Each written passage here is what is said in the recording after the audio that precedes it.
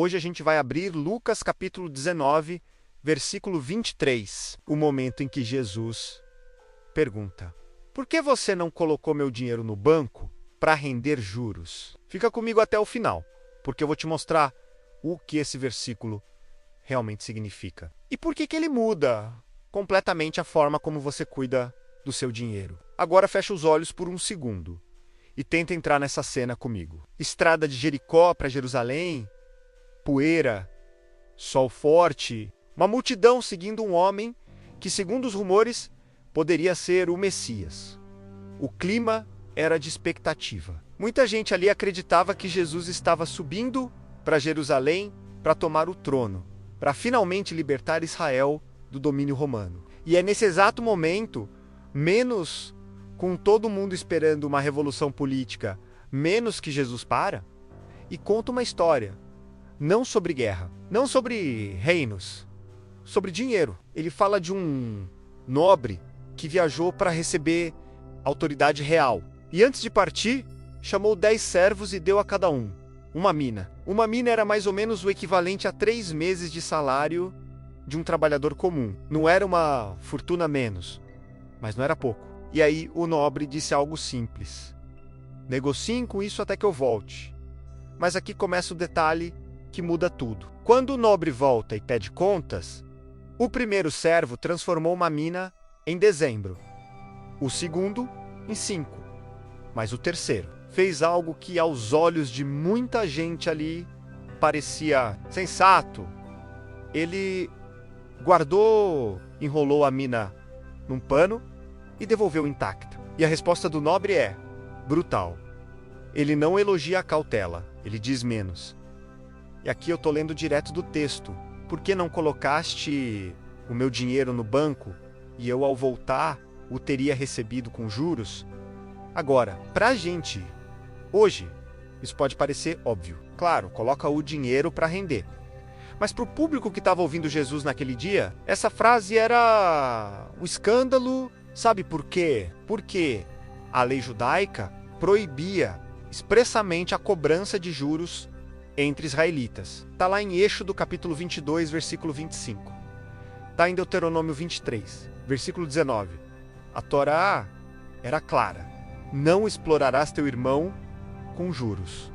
Então imagina a cena, aquele povo criado ouvindo que juro é pecado. Agora ouve o mestre dizer que o erro foi justamente não ter colocado o dinheiro para render juros. O teólogo Kenneth Bailey, que passou mais de 40 anos estudando as parábolas no contexto do Oriente Médio, observa que Jesus usava deliberadamente esse tipo de tensão cultural. Ele não estava cancelando a Torá. Ele estava forçando os ouvintes a pensar num nível mais profundo. E é aqui que a gente precisa separar o que é superfície do que é raiz. Antes de qualquer coisa, preciso ser honesto com você. Essa parábola tem múltiplas camadas. A camada principal é espiritual. Jesus está falando sobre o reino de Deus, sobre como usamos o que Ele nos confiou em todas as áreas da vida, dons em tempo. Oportunidades, a maioria dos teólogos concorda com isso. Mas aqui vai o que muita gente não percebe. Jesus escolheu dinheiro como a metáfora, não talento artístico, não habilidade e liderança. Dinheiro.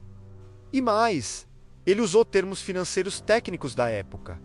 Negociar, banco, juros. Não por acaso, o comentarista bíblico Darrell Bach, no seu estudo sobre o Evangelho de Lucas, destaca que a linguagem da parábola é deliberadamente econômica. Jesus usou uma situação financeira, porque sabia que o dinheiro é o espelho mais honesto do que a gente realmente valoriza. Então sim, a parábola é espiritual, mas o veículo que Jesus escolheu para ensinar é financeiro. E isso por si só já nos diz algo enorme para Jesus. O modo como você lida com dinheiro não é um assunto secular, é um assunto de fé. E se você acha que isso é exagero, Lucas 16 e 11, não deixa dúvida. Jesus diz: se vocês não foram fiéis no uso das riquezas deste mundo, quem lhes confiará as riquezas verdadeiras? Ou seja, a forma como você administra seus reais é aos olhos de Cristo, um termômetro da sua maturidade espiritual. Mas espera, porque o detalhe mais importante ainda não apareceu. Vamos voltar para o terceiro servo. O que enterrou a mina. Pensa com calma no que ele fez. Ele não roubou, não desperdiçou, não gastou em festa. Ele guardou, protegeu, devolveu tudo intacto. Se a gente olhar com os olhos do mundo, esse cara foi o mais responsável dos três. Ele não tomou risco nenhum. E é exatamente aqui que a lógica de Jesus vira o jogo. O nobre chama esse servo de mau servo. E no grego original, a palavra usada é poneiros, que é a mesma palavra usada para descrever o mal, a maldade ativa. Não é preguiça, não é fraqueza. É algo mais grave. Craig Blomberg, um dos maiores estudiosos das parábolas, observa que a condenação não é pela perda menos, é pela recusa de tentar. O servo não é punido por ter investido e perdido. Ele é punido por não ter feito nada. E agora olha a desculpa que ele dá. Lucas 19, versículo 21. Senhor, tive medo de ti, porque és homem severo. Ou seja, ele deixou o medo definir suas ações. Isso te lembra alguma coisa? Porque eu vou te dizer, esse servo é o retrato de milhões de brasileiros hoje. Gente que tem algum dinheiro, pode ser pouco, pode ser razoável menos, mas que não faz nada com ele. Deixa parado na conta corrente, deixa mofando na poupança, ou literalmente debaixo do colchão. E a justificativa é sempre parecida. Tenho medo de perder. Não entendo de investimento. Prefiro não arriscar. Parece prudência. Mas Jesus chamou de outra coisa. E o mais impressionante, ele não pediu retorno de 10 vezes, nem de 5. Ele disse que o mínimo aceitável era ter colocado no banco para render juros. O básico, o primeiro passo. Isso é muito poderoso, porque significa que Deus não espera que você seja um gênio do mercado financeiro. Ele espera que você faça alguma coisa com o que recebeu. Agora, o que isso significa na prática, aqui no Brasil, com a realidade que a gente vive? Isso a gente precisa ver com números reais. Vou te mostrar o que acontece com quem enterra a mina hoje no Brasil. Segundo dados do Banco Central, cerca de 67% dos brasileiros não tem nenhuma reserva financeira. E entre os que têm alguma coisa guardada, a maioria deixa na poupança menos que nos últimos anos rendeu abaixo da inflação. O que isso significa na prática? Imagina que a Márcia, menos professora, 38 anos, mãe solo de 2 filhos, menos conseguiu juntar R$5.000 com muito sacrifício ao longo de um ano. Ela deixou esse dinheiro na poupança porque ouviu a vida inteira que poupança é seguro. Em 2021, a inflação medida pelo IPCA fechou em 10,06%. A poupança rendeu por volta de 6,17% naquele ano. Isso quer dizer que os R$5.000 da Márcia, em termos de poder de compra, viraram algo em torno de 4.800. Ela não gastou um centavo. E mesmo assim ficou mais pobre. Esse é o custo real de enterrar a mina. A inflação é como uma traça silenciosa. Menos Mateus 6,19 já alertava. Não acumulem para vocês tesouros na terra, onde a traça e a ferrugem destrói. E é bonito quando você percebe que a Bíblia já tinha o diagnóstico completo milênios antes de qualquer economista cunhar o termo inflação. Mas agora vamos olhar o outro lado.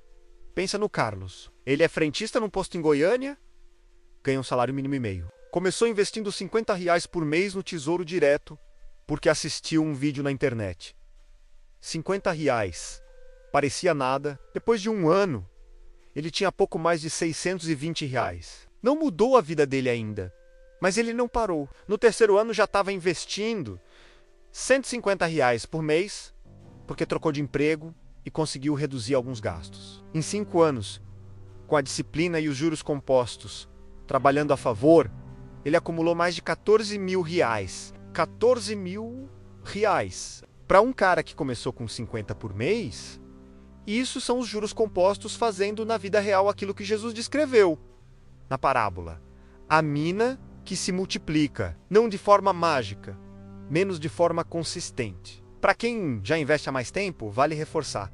O princípio bíblico aqui não é sobre qual ativo comprar, é sobre a postura diante do que você recebeu. A diversificação, a análise de risco, rebalanceamento, tudo isso é importante. Mas nada disso funciona se o primeiro passo não for dado. E o primeiro passo é sair da inércia. Agora, tem uma diferença entre as duas parábolas que pouca gente fala e que muda o peso dessa mensagem. Muita gente confunde a parábola das minas com a parábola dos talentos, que está em Mateus 25.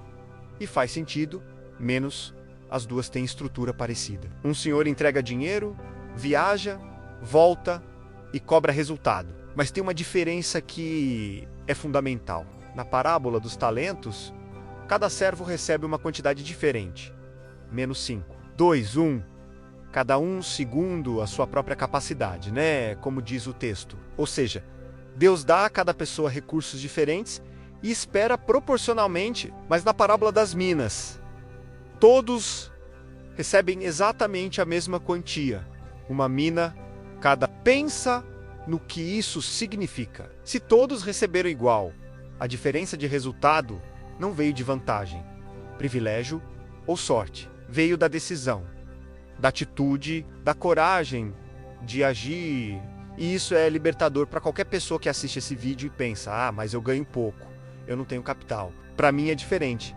A parábola das minas responde isso diretamente. O ponto de partida era o mesmo para todo mundo. O que mudou foi a ação. O teólogo Craig Blomberg reforça isso quando compara as duas parábolas. Ele diz que Lucas enfatiza a igualdade da oportunidade, enquanto Mateus enfatiza a proporcionalidade dos dons.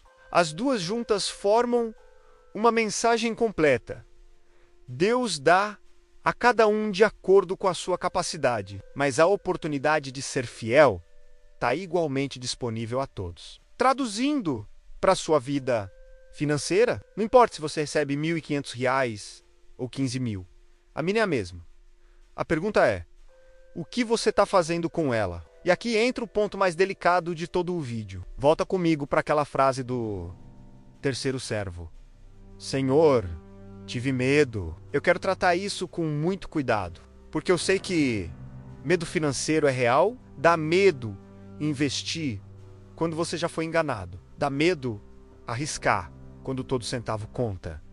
Dá medo sair do que é familiar. Eu não estou aqui para julgar quem tem medo. Eu estou aqui para te mostrar o que Jesus disse sobre o medo nesse contexto específico. O servo não foi condenado por sentir medo. Ele foi condenado por deixar o medo ser a última palavra, por deixar o medo decidir por ele. E aqui tem um detalhe psicológico profundo. Quando a gente tem medo de perder dinheiro, o que a gente faz? Congela, para, não decide e acha que não decidir é uma posição neutra.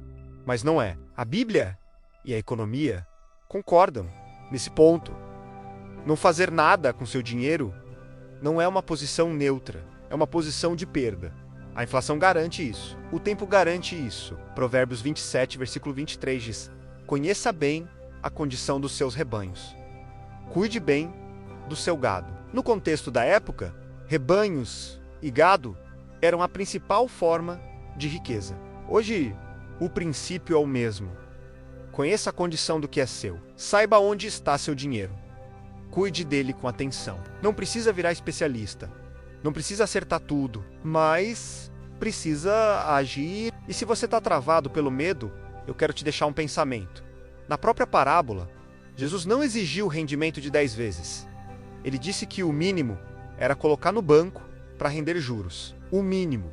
Então talvez o seu primeiro passo não seja montar uma carteira diversificada de investimentos. Talvez seja só abrir aquela conta numa corretora e colocar R$30 no Tesouro Direto. Ou talvez seja finalmente organizar suas contas para saber para onde seu dinheiro está indo. O servo que investiu e multiplicou por 10 não começou com 10. Ele começou com uma mina, com uma decisão. E é disso que Jesus está falando.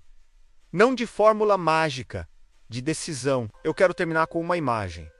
Imagina que daqui a 20, 30 anos, você olha para trás e vê que naquele momento, esse aqui, hoje, agora, tinha uma mina nas suas mãos. Podia ser pouco, podia ser muito, mas era o que você tinha. E aí vem a pergunta que a parábola faz para cada um de nós. O que você fez com ela? Você enterrou por medo ou você deu o primeiro passo? Olha, Jesus não pediu perfeição. Ele não pediu que o servo virasse um banqueiro.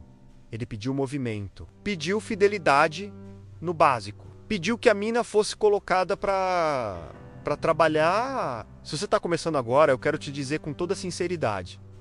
Não existe valor pequeno demais para começar. Não existe momento perfeito para dar o primeiro passo. A mina já está nas suas mãos. A decisão é sua. Se esse vídeo fez sentido para você, deixa o like, se inscreve no canal e compartilha com aquela pessoa que precisa ouvir isso. A gente se vê no próximo